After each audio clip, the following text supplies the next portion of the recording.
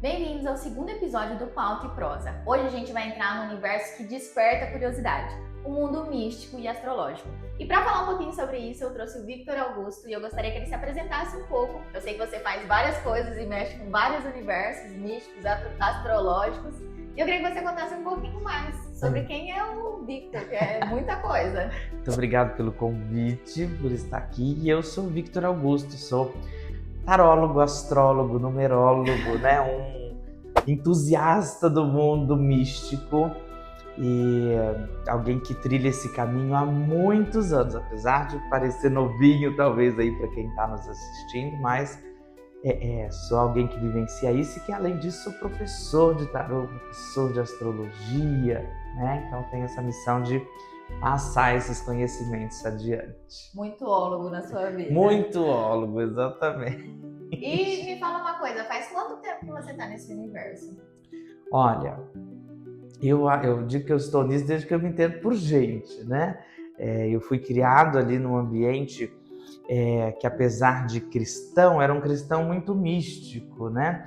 E eu me lembro ali de pequenininho, em casa sempre teve aquelas revistas do João Bidu, então astrologia, incensos, do gnomos, foram coisas que permeavam minha casa ali. Mas oficialmente, assim, como um trabalho, mas era uma mistura de hobby e trabalho ali, aos 14. Eu tenho 29, vou fazer 30 agora em maio. Então são 15 anos de tarô, 15 anos de astrologia. Metade da vida. Metade da vida. E para quem não acompanhou, a Mari esteve aqui no primeiro episódio falando sobre tarô e você foi o professor dela, inclusive. Exatamente. Ensinou tarô para ela. E hoje a sua vertente é o tarô. Hoje a minha vertente ela é o tarô, né? É o carro-chefe ali do meu trabalho. Mas a astrologia, ela tá sempre lado a lado ali. Eu falo que o tarô, a numerologia e a astrologia, eles acabam conversando o tempo todo, porque quando nós vamos escolher uma data para algo, então nós acabamos olhando a lua, se aquele dia é um dia auspicioso para aquilo. E mesmo sendo tarólogo, eu faço mapa astral, sinastria amorosa, revolução solar. Então, é um trabalho que, como ele é um pouco mais complexo, ele demanda um pouco mais de tempo, eu acabo não divulgando esse lado. E, como professor de astrologia, sempre on. Inclusive, está acontecendo a formação de astrologia agora lá no Instituto Ânima. E está começando, dá tempo de entrar ainda? Dá tempo de entrar ainda. Fica aí a dica para quem quer aprender, né? A gente está no módulo introdutório, que o módulo introdutório são 8 meses só, para as pessoas entenderem como é complexa a coisa, né? Inclusive, você falou uma coisa que até me despertou curiosidade. Dentro da astrologia tem várias coisas que a gente pode usar. Por exemplo, mapa astral, como que é? Sinastria. Sinastria amorosa. Esse, por exemplo, eu nunca tinha ouvido falar. Que é quando as pessoas elas vão casar, por exemplo, elas vão noivar. Tem muita gente que a hora que logo que está deixando a relação mais séria, elas procuram, falam: Victor, eu quero fazer a minha sinastria porque eu quero ver o quanto meu mapa conversa com o mapa dessa pessoa, para a gente entender essa conexão, né? Inclusive, semana passada eu estava com uma amiga minha que é professora de astrologia também, e ela está conhecendo um moço, e ela: Victor, olha aqui, o mapa deles deram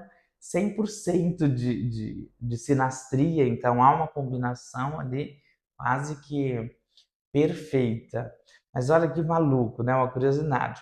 Ela fez a sinastria dela comigo e com uma outra melhor amiga dela, e foi baixíssima a sinastria, né? Foi acho que de 35%, aí a gente ficou até papeando ali, de que isso significa que nós somos bons como amigos. Se a gente se relacionasse, fosse morar junto e tivesse uma convivência mais assim, seria horroroso, porque temos personalidades completamente diferentes. É quase um teste de compatibilidade. É um teste de compatibilidade dos astros, exatamente.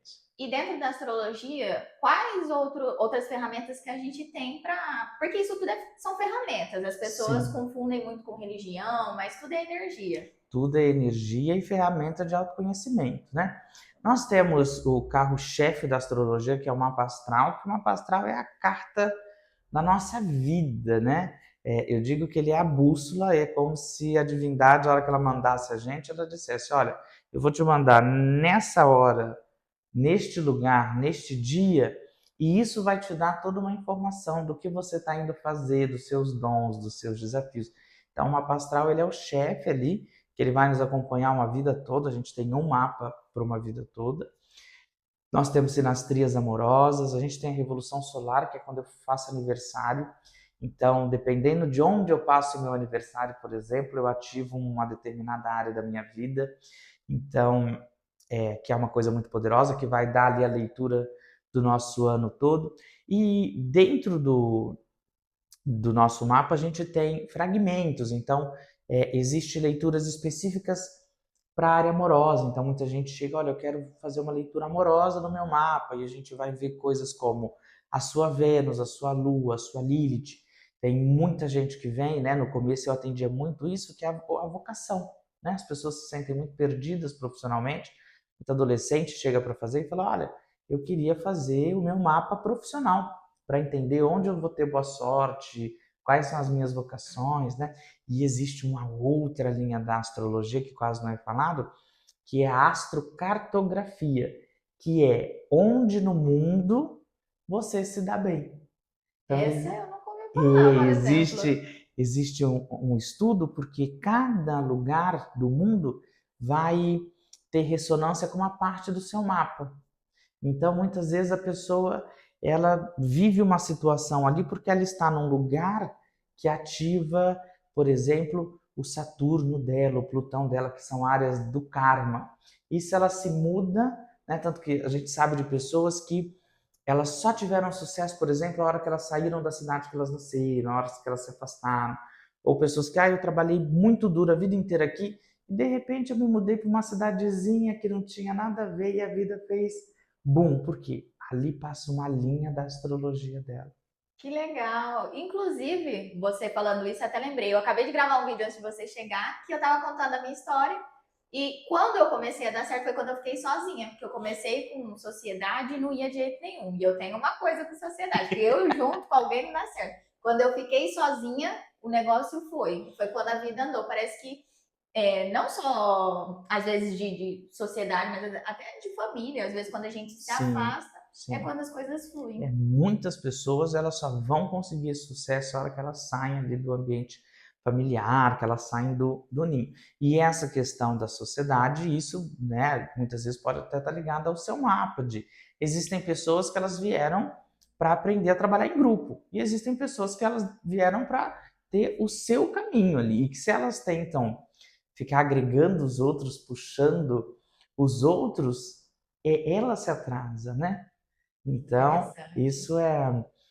isso é um perigo e realmente é uma característica, se você que é ariano aí que está assistindo a gente, porque Áries ele tem uma coisa, né, que você é ariana, de querer impulsionar as pessoas que estão ao redor dele. Então, como ele sai nessa loucura, que ele é o fogo um, né, ele é o um do zodíaco, ele tem essa coisa de não, vamos comigo, isso vai crescer, a gente vai fazer. E se ele não tomar cuidado, ele tá com um monte de gente agarrado nas costas dele, ele puxando para frente, né? Então, Ares realmente tem que tomar esse cuidado. Que forte, se a gente parar para olhar a astrologia, é muito complexo, porque a gente conhece o horóscopo.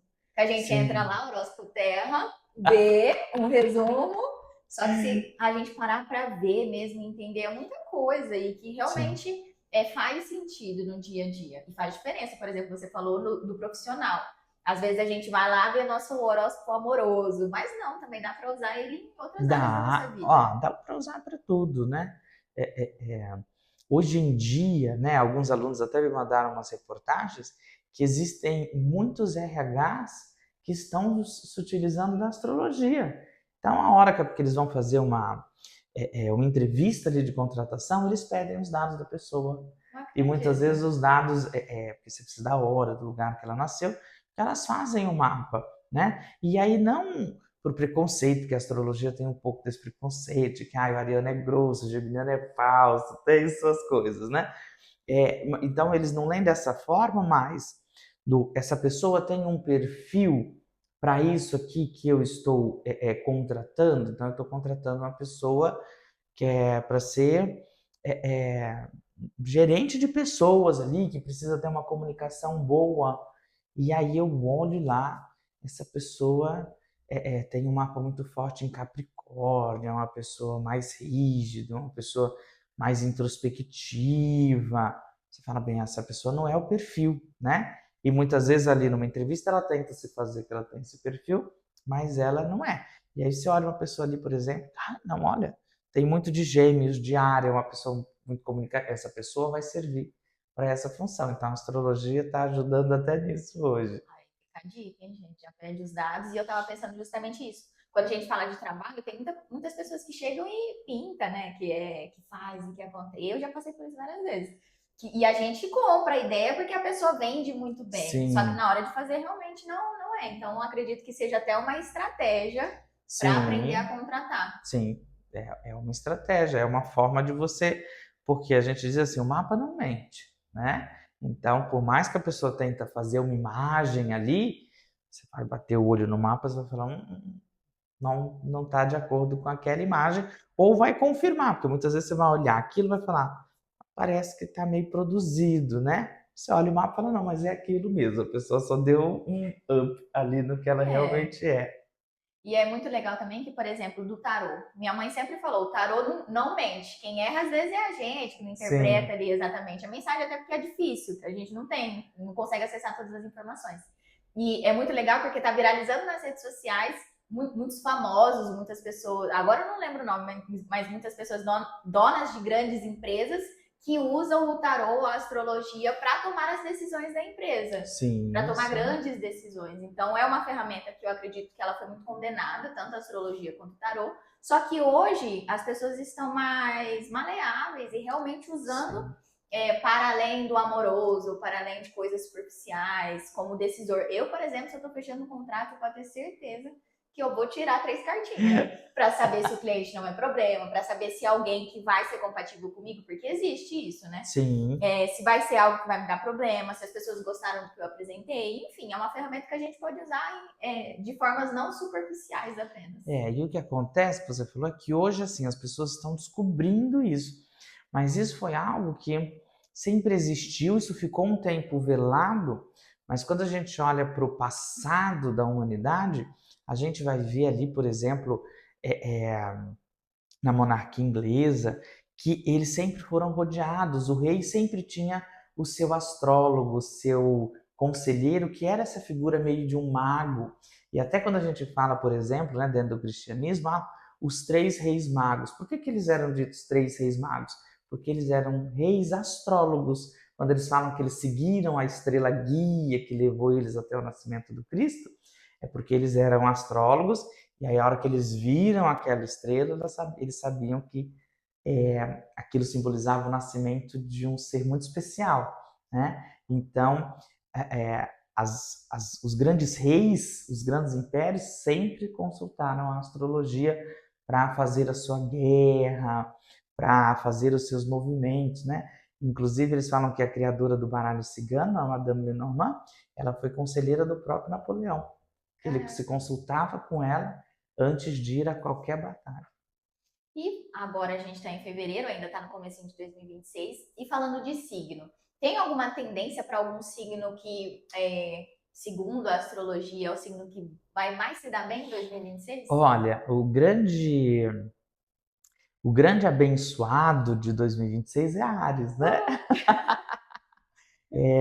Porque nós falamos de um ano, né? 2026 carrega dentro da astrologia o regente Marte, né? O grande planeta regente do ano é Marte, que é o planeta que é o pai de Áries, que é o planeta da guerra, do fogo, do movimento. É, Numerologicamente, ele é o 1, né? É o ano 1, a hora que a gente soma ele dá 10, o 10 não existe, ele vira 1. O 1 é um número que ressoa muito ali com Áries, porque ele é o primeiro do zodíaco, essa pulsão. E lá na astrologia chinesa é o ano do cavalo, que é esse animal da força, do trabalho, do movimento. Assim, Áries tem muito dessa energia. Então a gente fala que ele é o que mais vai pegar carona. Mas você que está nos assistindo aí também, muitas vezes você não é ariano, mas tem muita coisa de Áries no seu mapa. E você acaba sendo abençoado também. Em segunda mão, ali, Escorpião, porque ele tem uma regência também de Marte. O Escorpião ele tem essa personalidade também muito forte de fazer as coisas acontecerem. Então, são os dois mais abençoados aí. Ah, que ótimo, porque eu sou ariana com ascendente em escorpião. Então significa que meu ano vai ser bom. Vou contar com isso, vou trazer feedback depois. E tem algum signo que tende a sofrer um pouquinho mais esse ano? Tem, quando nós falamos, né, então, que é um ano de fogo, de movimento, os signos que são mais metódicos, que são mais tradicionalistas, então Capricórnio e Virgem, né? Capricórnio pela sua estrutura, ali Virgem porque ele precisa ter as coisas muito bem organizadas, eles acabam sofrendo por quê? Porque esse ano, e nós estamos em fevereiro, que ainda é o comecinho, mas já deu para a gente sentir assim que janeiro todo mundo falou, parece que janeiro durou Foi um uma bomba. ano e que um monte de coisa já aconteceu, né? Então a gente está vendo que está tudo muito rápido, né? Então não é um ano que assim, eu vou me planejar muito direitinho, eu quero fazer tudo muito, sabe? Não vai rolar. Então realmente é um ano que os signos da Terra ali podem sofrer um pouco mais. Capricórnio e Virgem muito mais, e Touro um pouquinho também, porque eles demoram mais para entrar nessa energia dinâmica. E por esse resumo a gente já entende que é um ano de fogo, né? É um ano de. 100% é um ano de fogo. Tanto que lá na astrologia chinesa é o cavalo de fogo. Cavalo de fogo, bicho. Bem, se preparem.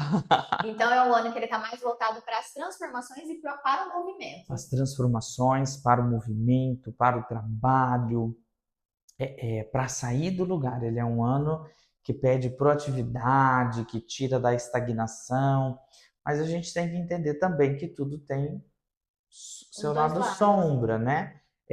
Que a gente acaba caindo ali na impulsividade, nas inconsequências, na agressividade, na violência, que acaba estando em alta. Inclusive, se não me engano, ontem ou antes de ontem, eu vi uma matéria que foi algo que eu já tinha falado um pouco até nas previsões anteriores, que houve um boom do feminicídio, né? Então, a violência, principalmente a violência contra a mulher, ela começou, infelizmente, a subir, né? E isso é uma característica dessa energia que é muito masculina, que é o fogo, que é a violência, né? E por ser um ano de fogo e até por um ano mais agressivo, as relações tendem a ficar mais difíceis, tanto do cliente para funcionário, cliente para profissional, relações de amizade, relações familiares, relações amorosas. Isso tende a complicar mais as relações ou não? Tende, tende. Tende porque é um ano que primeiro a gente vai fazer, primeiro a gente vai falar, depois a gente vai pensar no que a gente está fazendo, Primeiro é o né? impulso. Primeiro o impulso. Por um lado, é um ano que propicia muitas libertações, porque eu não vou mais suportar o marido que é machista, eu não vou mais suportar o patrão que é opressor, porque você vai ter esse impulso da reação. Mas você também pode perder a linha com o amigo ali, porque ele falou uma coisinha e você, né, surtou. Então tem esse outro lado também que é perigoso. É um ano que a gente precisa ter muito jogo de cintura e saber colocar essa força, essa guerra no lugar certo. É porque a gente sempre ouve falar que tem anos que são propícios às relações, tem anos que são propícios ao trabalho. Agora a gente está no ano mais propício ao trabalho. Ao trabalho, completamente. É um ano que as relações são delicadas. Mas assim, a gente diz também que as relações que passam por esses anos muito delicados, elas se fortalecem, né? Mas é um ano que pede um cuidado aí com a impulsividade e que é muito positivo para o trabalho e principalmente para o trabalho autônomo. Então, para quem quer fortalecer a sua autonomia, para quem quer, não, eu quero abrir o meu negócio, quero abrir a minha empresa, eu quero começar o meu. Este ano tem muito dessa energia. É interessante. Quem está precisando de um impulso, esse é o momento. E esse é o momento, né? E só tomar cuidado, assim, porque esse é aquele ano do, eu fiquei de saco cheio e de repente eu fiz boom, né? Então eu sempre falo, olha, não espera fazer esse boom do saco cheio, porque aí você acaba fazendo de forma explosiva, você acaba fazendo de uma forma que depois você se arrepende, né? Mas é um ano de libertação. Quem quer se libertar de um casamento que está falido, de um trabalho que não faz mais sentido, e começar uma nova jornada, este é um ano de começo de nova jornada, sim. Muito interessante. E a gente já falou sobre o profissional, sobre os signos que vão se dar bem, signos que vão sofrer um pouquinho. E o mundo? Porque a astrologia também fala um pouquinho sobre o mundo externo, sobre Astrologia, as guerras. sim. E nós já estamos começando a ver aí um pouco desse movimento, que é o movimento da guerra. Ao mesmo tempo, nós estamos vendo o movimento da violência, então nós tivemos o caso, né, do cão, do Orelha, que a gente viu a barbaridade vindo à tona, a gente viu a reação das pessoas, então você consegue perceber que há uma agressividade no ar de todas as partes, né? Então esse é um ano muito complicado para as relações políticas, é um ano em que nós temos que orar muito aí para que as guerras que já estão acontecendo não tomem proporções maiores, né? Quando a gente olha a parte política, a gente vê que há muita tensão já, né? Há muitas conversas de mísseis e essas coisas, então é um ano bem complexo e que tem uma probabilidade muito grande de um movimento de guerra, e infelizmente existe e eu até conversei com alguns amigos que são astrólogos, existe um momento ali do ano que é maio, em que, quando nós estudamos os movimentos do céu, maio é um momento muito delicado. Então, que a gente precisa vibrar assim, muita energia positiva para que isso realmente não venha à tona, e que, se vier à tona, venha da forma mais rápida e mais sutil possível. Um momento delicado no mundo. No De mundo, no tudo isso que mundo, está acontecendo. relacionado à guerra, a conflitos, nesse sentido. E fevereiro? Que você comentou comigo que fevereiro, apesar da gente estar aqui no dia 10, que a gente está gravando no dia 10, que vai ser um mês complicado. Janeiro já foi muito difícil. Existem alguns movimentos em fevereiro que eles acontecem um pouco mais ali para o finalzinho, que vão puxar coisas do nosso passado de volta, né? Então, é um mês que fala um pouco de revisão, é um mês que ele tem uma energia diferente do próprio ano. Então, enquanto o ano tem essa questão da impulsividade, fevereiro é um momento de olhar para trás. Então, vai acontecer algumas coisas aí. Então, nós temos um movimento retrógrado de Mercúrio, e nós temos algumas posições ali da Vênus, que é o planeta que rege o amor, as relações, que vai dar essa viradinha da nossa cabeça do vamos olhar ali para trás para ver se está tudo bem. Então, você que está nos assistindo aí, pode ser que um ex surja em fevereiro, que assuntos mal acabados retornem, que dê aquela saudade, né? Mas também fala de reaproximação das amizades, de reconexão com familiares. A gente tem que entender que tem um lado luz ali também nisso. Mas emocionalmente, fevereiro é um mês muito complexo. E dura até fevereiro ou se estende até março? Isso pega um pedacinho de março Que ali, legal. sim. E o Mercúrio retrógrado? Todo mundo tem medo desse Mercúrio, porque volta tudo dos ex. Ele acontece mais de uma vez no ano? Ele acontece mais de uma vez ao ano. Existem anos ali que ele vai acontecer até 4, 5 Gente, não vezes. tem condição. É, porque ele é um planeta que ele se movimenta muito rápido, e ele tem um movimento muito particular ali. Então, ele entra em retrogradação muito fácil, né? E toda vez que ele entra em retrogradação, é como se ele puxasse a gente um pouquinho para trás, ele faz uma desaceleração. E para nós, por exemplo, que trabalhamos com comunicação, é horrível, porque ele é o senhor da comunicação. Mercúrio é o planeta que rege a comunicação. Por isso que eis volta, coisas mal resolvidas aparecem, porque ele vai dizer, tudo aquilo que não foi comunicado, tudo aquilo que não foi conversado, tudo aquilo que está engasgado precisa ser dito. Então ele puxa aquilo para que aquelas conversas que a gente vive adiando aconteçam. E é um momento horrível de tecnologia, que é aqueles momentos que o pessoal fala, olha, deu pane no WhatsApp, deu O pane no computador Instagram, o queimou. computador queimou, bug nas coisas, né? Então é um momento realmente muito delicado, é um momento de não assinar contratos, de evitar conversas que são muito complexas. Se a gente olhar friamente, é um movimento difícil porque são voltas, né? Lidar com o passado é muito complicado. Sim, Mas se a gente olhar, é algo necessário, que são as conversas que não foram, que não existiram e que elas precisam existir que elas para que precisam siga existir. o novo. Exatamente, porque Mercúrio, no seu movimento normal, ele vai nos motivar a rapidez, a velocidade, o vamos. Sabe aquela coisa sempre seguir em frente? Mas esse sempre seguir em frente, se ele não é feito de forma correta, ele é complicado, porque ele deixa uma espécie de lastro. Então, eu segui em frente, mas ficou um nozinho ali. E aí, se toda hora vai ficando um nozinho, aquilo vira um bolo, né? Então, ele faz esse movimento exatamente para a gente ir desfazendo esses nós, para a gente ir desfazendo essas coisas que ficaram mal resolvidas ali e para a gente também tirar o pé um pouquinho da aceleração, é preciso dar uma respirada.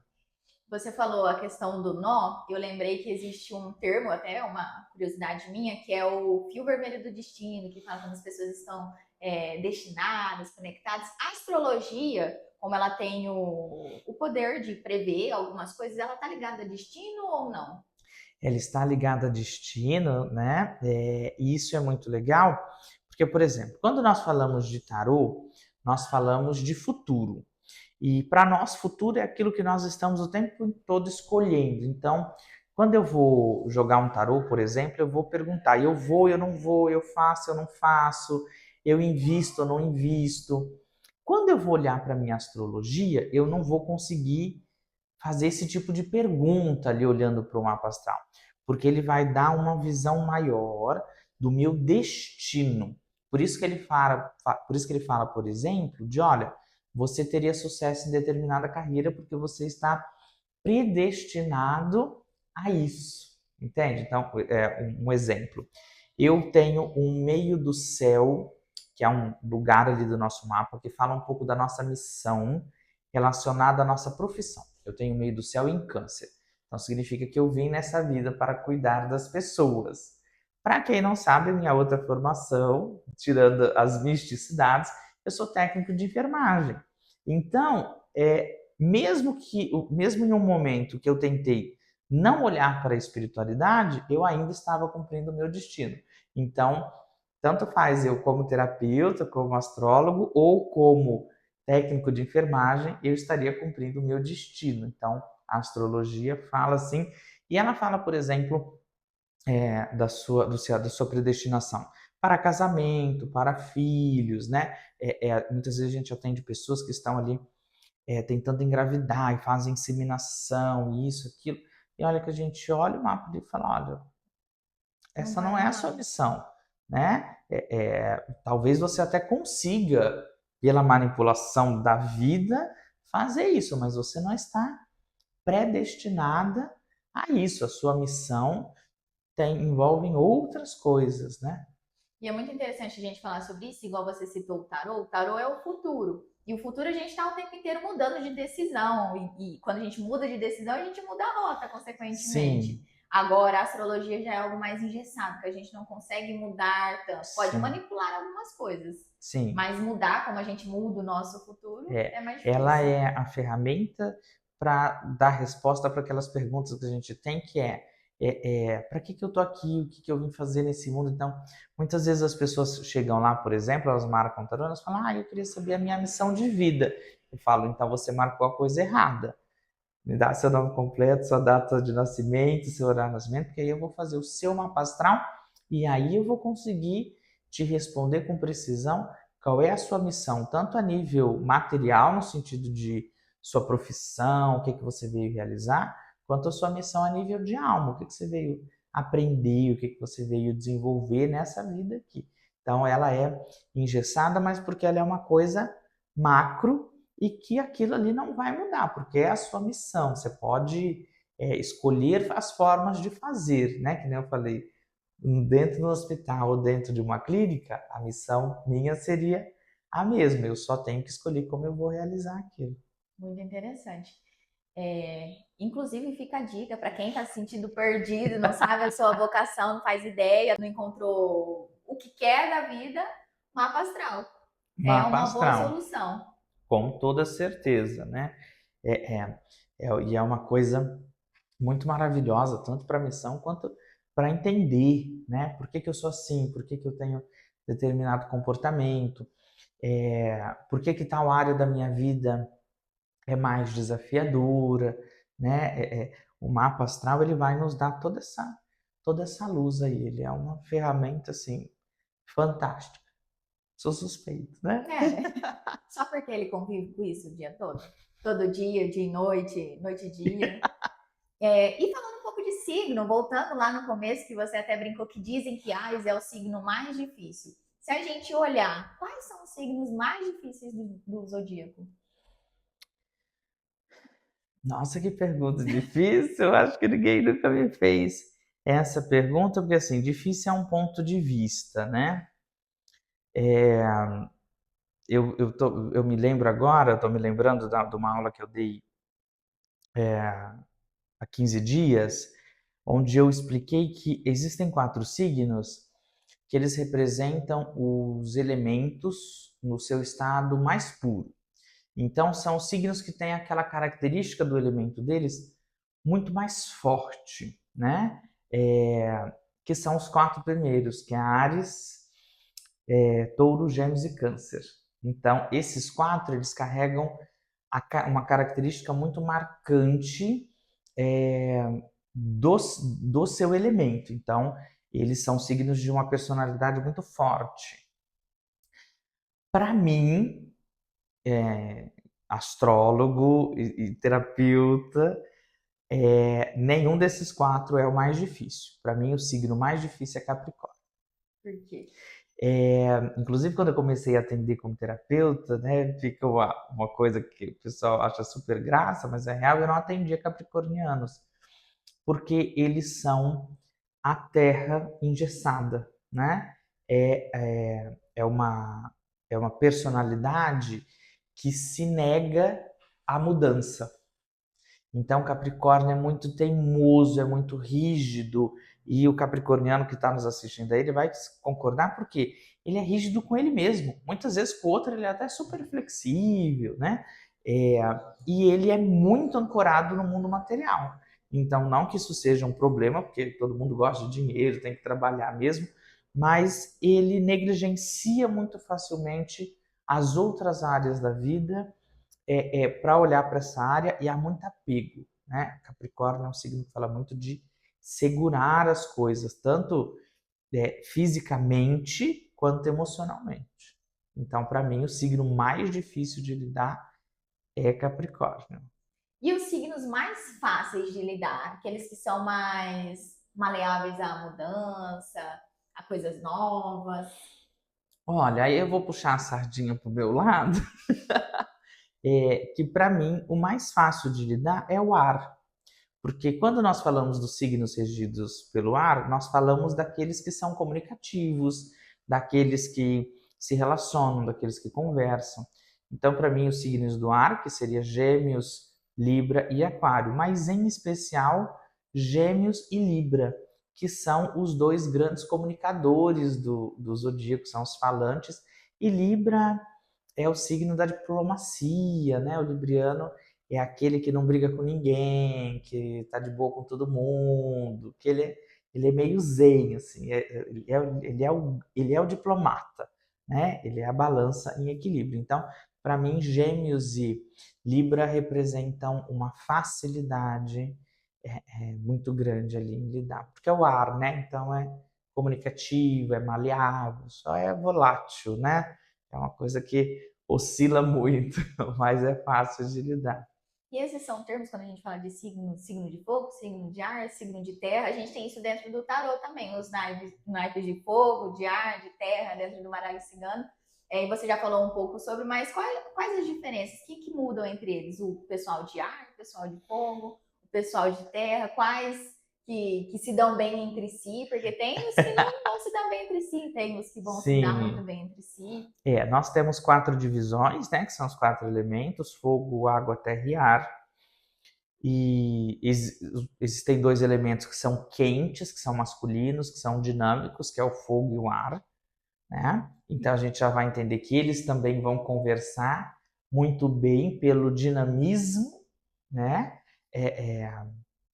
E ali há inclusive uma completude, porque o fogo é alimentado pelo ar, né? E, e há uma conversa ali, é o pessoal do movimento que a gente diz, né? E a água e a terra, que são os ínhos femininos, os passivos, que já é uma natureza mais fria, mais melancólica, e melancólica ali, que não de deprimido, mas de são mais para dentro, né? Enquanto o ar e o fogo valoriza mais o que está para fora, a água e a terra valoriza mais o que está para dentro. E aí eles também vão combinar, que é da água. Água nós temos peixes, câncer e escorpião, e terra nós temos virgem, touro, capricórnio. Lá nos signos do fogo nós temos Áries, Leão e Sagitário, e o ar que eu acabei de dizer, que é Gêmeos, Libra e Aquário. O escorpião, me perdi. Escorpião está ali em água, que é... Água? Escorpião é água, por incrível que pareça. O quê? Eu tô passada, eu achei que era fogo também. A água é peixes, câncer e escorpião. Que aí, então, isso é uma coisa que todo mundo brinca, porque escorpião tem essa fama de ser do mal e uma sexualidade, parece do fogo, mas ele é a água em ebulição. Sabe aquela água dos geysers que sai de dentro da terra quente? Ele é aquela água. Agora fez mais sentido, porque escorpião, água, eu nunca vi, nunca consegui identificar um escorpião de água. Mas a água em escorpião está nas emoções muito profundas, né? Então, o escorpião, tudo que ele sente muito na intuição, porque o escorpião ele é muito perceptivo, né? E no seu rancor, que é que a água ela guarda informação, né? Então, o escorpião ele guarda tudo ali para ele. Fez muito sentido. Meu ascendente em escorpião, eu sou um pouquinho rancorosa. Somos dois também, tem um ascendente escorpião. Guarda a emoção, mas guarda a emoção com um pouquinho de rancor. Guarda tudo, não esquece de nada. E além do escorpião, tem mais algum signo que é bem rancoroso? Câncer, né? Câncer, a gente diz que ele é o grande magoado. Era isso que eu ia falar, câncer é o emocionado da história. É o emocionado da história, né? A gente brinca assim, o canceriano é o que chora, é o que dramatiza, ele sente muito, porque câncer é a água subterrânea, é aquela água que está lá embaixo da terra, que guarda absolutamente tudo, né?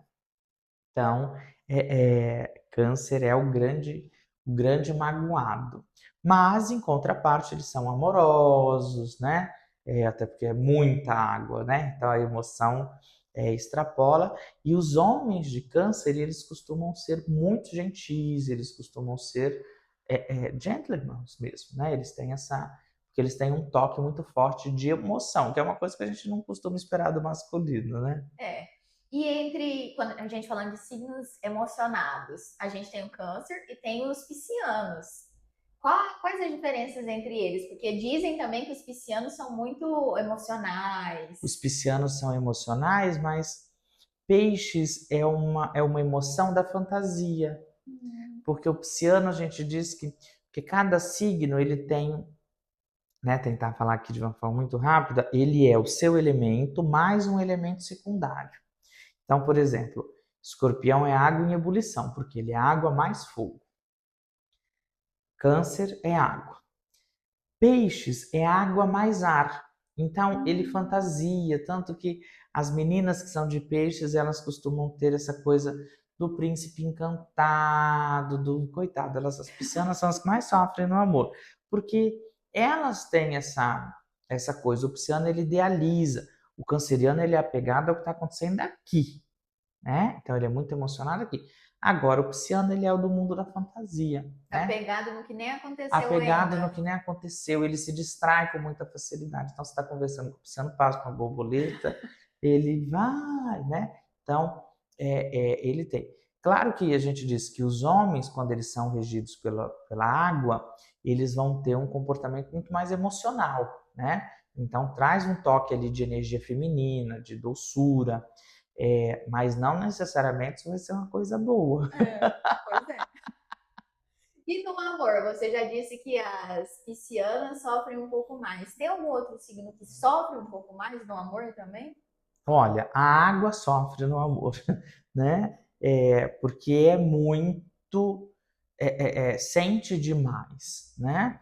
É, e dentro do que eu percebo, a Terra ela sofre, mas por excluir, né? Então, Virgem, Capricórnio, o Taurino não, porque o Taurino tem uma necessidade muito grande de toque físico, de afeto, de sexualidade. Mas Virgem e Capricórnio, muitas vezes, eles dão uma excluída ali da vida amorosa e acabam sofrendo, mas por um pouco por opção, sabe? Isso aqui não é o mais importante. E falando em previsão de 2026, tem algum signo que tende a se dar bem no amor em 2026? Vamos falar de amor, porque a gente também quer saber de amor. Quer saber de trabalho, mas quer saber de amor também. Bom, as pessoas que Porra, estão assistindo, eu não tô querendo muito, não. Olha, não existe uma previsão assim muito positiva de amor para nenhum dos signos. Ixi, gente. Por incrível que pareça, Câncer vai ser convidado a sair das dores do passado esse ano, né? Então, os movimentos que acontecem no céu vão fazer com que Câncer saia do seu apego, de dentro ali do mundinho dele e expanda. Então, o canceriano que está apegado a uma situação muito ruim, ele pode conseguir essa libertação, ele pode conseguir um divórcio, ou, por exemplo, se ele está solteiro há muito tempo, porque está ali magoado com alguma coisa, ele pode sair disso e conseguir, não, vou voltar a me relacionar. Então, Câncer esse ano vai ter, de todos, ele é o que vai ter mais essa bênção afetiva, porque ele vai conseguir sair de amarras negativas.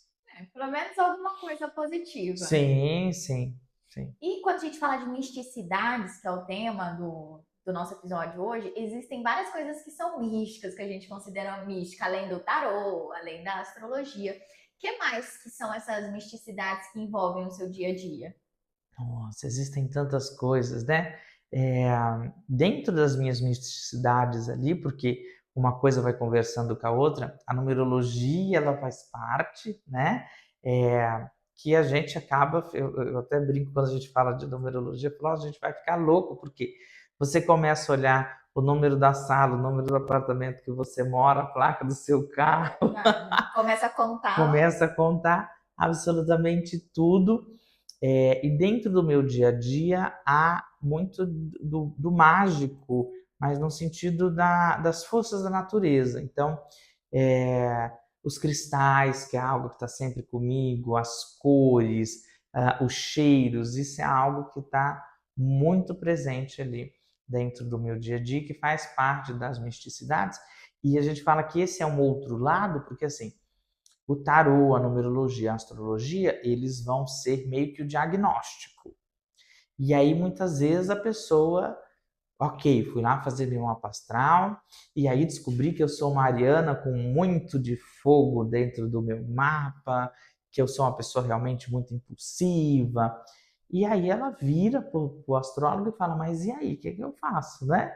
E aí a gente entra com outras misticidades, que então a gente vai estudar um cristal legal para você usar. A gente vai entender que você não pode ficar tanto ali perto do vermelho, do laranja. A gente vai estudar cores que são legais para o seu dia a dia, cheiros que vão neutralizar um pouco essa natureza mais agressiva. Então já entra ali como uma medicina alternativa, uma medicina holística para equilibrar isso aí. Eu ia até falar isso, se a gente olhar o diagnóstico e o remédio. E o O que você remédio, vai fazer para isso? exatamente. E é ciência também, né? Porque é energia. Por exemplo, eu sou do fogo e já me falaram, você não pode comer tanta canela, que canela tem esse poder de deixar as pessoas mais aceleradas, de potencializar esse fogo, e eu amo canela. Mas tem disso, né? Então, às vezes eu evito porque talvez isso possa me acelerar mais. Então, é uma medicina que funciona como um remédio. Que E é funciona ciência, se como a gente olhar. exatamente, né? Tanto que hoje existe já muitas faculdades que possuem a formação em terapia integrativa, né? É, isso foi abraçado pelo SUS em muitos momentos, né?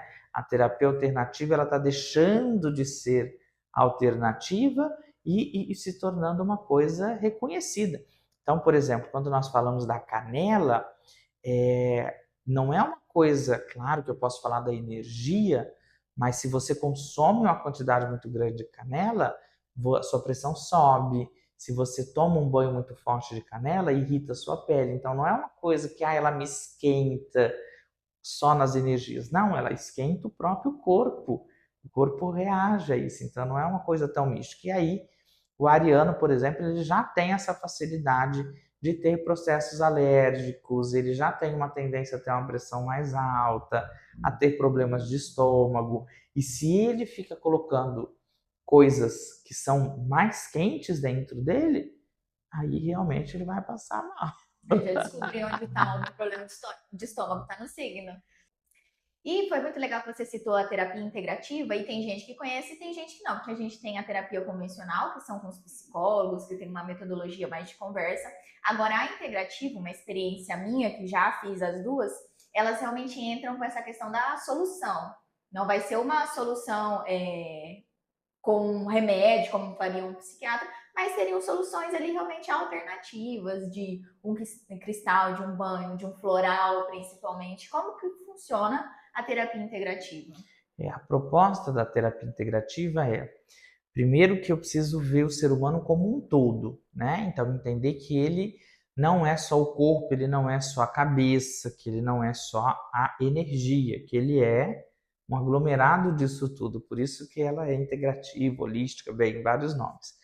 E a grande proposta eu preciso entrar com recursos para solucionar isso, porque dentro de uma terapia convencional, tá, eu cheguei ali à conclusão, dentro da minha análise, que eu tenho um temperamento X. Tá, mas e aí, o que eu faço com esse temperamento? Né? Eu descobri que eu tenho essa tendência, mas eu preciso neutralizar essa tendência. E aí, a terapia integrativa ela vai nos oferecer esse recurso. Então, o reiki, uma reflexologia, uma acupuntura, um floral, um cristal, a terapia das ervas, das cores, para que eu consiga neutralizar aquele diagnóstico, né? Então, ela tem esse outro papel. Tanto que quando os pacientes chegam para mim, eu digo: olha, eu vou intervir o tempo inteiro no sentido de você não vai, porque muita gente chega e fala: eu vou sentar aqui e vou ficar só falando. Eu falo: não, o dia que você quiser só falar, você vai falar. Mas a grande diferença é que você vai me contar um problema, eu vou dizer: olha, vamos fazer um fitoterápico X, vamos tomar um floral Y. Nesse momento, você consegue ter acesso a essa determinada erva para gente utilizar ela no seu dia a dia para tentar neutralizar esse comportamento, essa energia, ou até mesmo essa doença que você está passando, né? E dentro da terapia integrativa, a gente tem a constelação também, A que gente é tem a usada constelação, sim, como um recurso. que é usada como recurso, né? Então, tem constelação familiar, tem hipnose, tem BMT, tem uma série de técnicas ali que aí elas são alternativas, né? Elas não envolvem coisas da natureza no sentido de florais e cristais, mas elas são técnicas ali onde elas vão também tentar organizar, resolver aquele problema que a pessoa trouxe. Graças a Deus e a consciência das pessoas, a terapia integrativa ela está ganhando cada vez mais espaço, porque as pessoas elas estão entendendo que eu descobri o que eu tenho, mas e aí, como é que eu vou fazer? O que eu faço com essa informação? E aí né, numa prática alternativa, ela vai ter recurso para lidar com isso. Essa foi, inclusive, a diferença que eu senti entre a terapia convencional e a terapia integrativa. Porque na convencional, realmente, a gente conversa, a gente entende muita coisa, mas o que eu faço com isso agora, com essa informação? Ah, eu tenho um trauma de infância. E agora? E agora, Agora, exatamente. na terapia integrativa, eles trazem recurso realmente de uma constelação, de um floral, de um BMT para limpar aquilo. Sim. E é algo que eu convido, se vocês não conhecem, a experimentar pelo menos uma vez. Que Sim, faz diferença no processo terapêutico. faz diferença, né? E que eu brinco, até tive essa conversa com os astrólogos que eu estou formando, falei para eles, falei, olha, é muito importante para o astrólogo, né? Mesmo que ele não seja terapeuta, que ele seja só astrólogo, que ele tenha pelo menos um recurso terapêutico, que ele entenda de floral, que ele entenda de cristal, que ele entenda de algo ali, porque a hora que você faz uma leitura de um mapa astral, você vai dar diagnósticos de personalidade, você não vai dar diagnóstico que nem o psicólogo te dá ali de transtornos mentais e coisas desse tipo. Mas você vai fazer uma leitura da personalidade da pessoa e ela vai falar, tá, você disse aqui que eu sou uma pessoa que tenho, como eu fiz uma leitura de uma aluna neste dia, inclusive, que ela falou, olha, eu tenho pouquíssimo de ar no meu mapa astral, eu tenho uma dificuldade muito grande de comunicação. E aí? Né? Então, aí eu preciso ter algum tipo de recurso. Não, então nós vamos montar um floral que vai trabalhar a sua comunicação. Né? Então, é importante para o astrólogo ter pelo menos uma segunda ferramenta para ele conseguir integrar ali junto com a astrologia. Que uma coisa vai integrando a Vai outra. integrando a outra e vai trazendo cura verdadeira para as pessoas. Né? E se você pudesse deixar uma mensagem para quem tem curiosidade sobre o mundo místico, qual seria essa mensagem? Mergulhe nele. Eu acho que a grande mensagem é mergulhe nesse mundo, porque conhecer isso é se conhecer, né? Então, quando nós falamos eu vou conhecer a astrologia, eu vou conhecer a numerologia, na verdade eu estou dizendo eu vou me conhecer, né? Porque nós somos bombardeados de informações o tempo todo, nós fomos moldados pela família que nos criou, nós somos o tempo todo influenciados aí que temos que nos comportar desse jeito, temos que vestir aquilo, possuir tal coisa. E tudo isso vai fazendo com que a gente se esqueça de quem nós somos. E olhar para o mapa astral, olhar para o mapa numerológico deixa eu me lembrar aqui de quem eu sou, e quem está me dizendo isso são as estrelas, né? Que é a representação do divino. Então, não é o astrólogo ali, ele só está traduzindo as estrelas para você, mas invista em você, invista em se autoconhecer, porque você sabendo quem você é, o mundo nunca mais vai dizer quem você é. Que forte, hein? Já anotem essa frase. Vitor, muito obrigada pela sua participação. Tenho certeza que quem acompanha esse episódio vai sair daqui com um conhecimento muito maior sobre astrologia, sobre as misticidades e de ferramentas que pode usar não Sim. só na sua vida amorosa, na sua vida pessoal, como na sua vida profissional também. Sim. De descobrir a sua vocação e o caminho que você quer seguir. Se vocês ainda não seguem ele no Instagram, seu Instagram é? @sou Victor Augusto. Siga ele no Instagram, já agende o mapa astral de vocês. A sinastria amorosa, tem várias ferramentas. E te agradeço muito por esse bate-papo. Eu que agradeço o convite e até um próximo.